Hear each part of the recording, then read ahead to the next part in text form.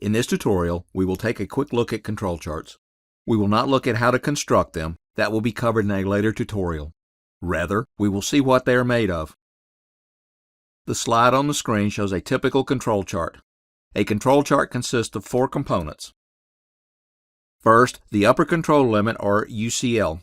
Any point that falls above the upper control limit will automatically be assumed to be out of control.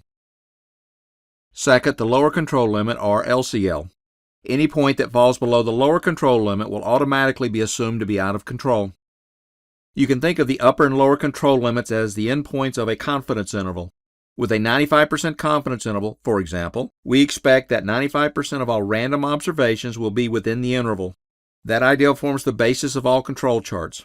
We assume that observations outside the range indicate something other than random variation and, with some exceptions that will be covered later, observations within the range are due to just random variation.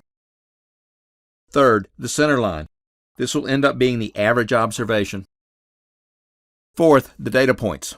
Sometimes these points are connected with a line, but that line is not required and adds no value to the chart. The purpose of a control chart is to spot observations that are out of control.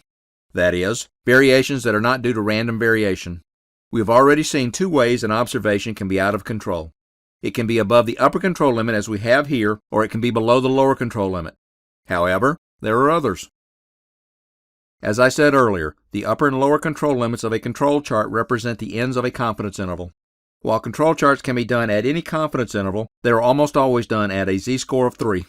That represents a 99.74% confidence interval. That high confidence is why we are willing to assume that anything outside of the control limits is not due to random variation and is therefore out of control. If we construct a confidence interval with z equal 1, that is a 68.26% confidence interval. That is the range represented in yellow on the slide. We would therefore expect a little over 2/3 of the observations to fall within the yellow range. If we construct a confidence interval with z equal 2, that is a 95.44% confidence interval. The range from 1 to 2 is represented in blue on the slide. With 68.26% in yellow, we would expect 95.44 minus 68.26 equals 27.18% to fall in the blue area. That is a little over a quarter.